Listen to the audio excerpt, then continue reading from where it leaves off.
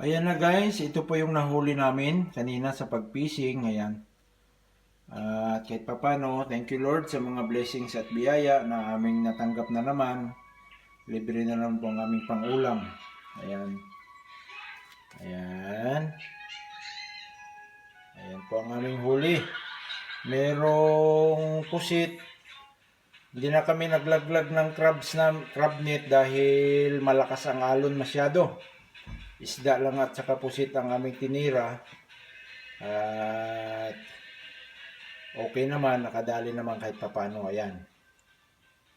Ayan siya. At saka ito. Ayan. Laki ng huli ni Mr. Conado. Ayan o. Lalaki o. Ayan, diba?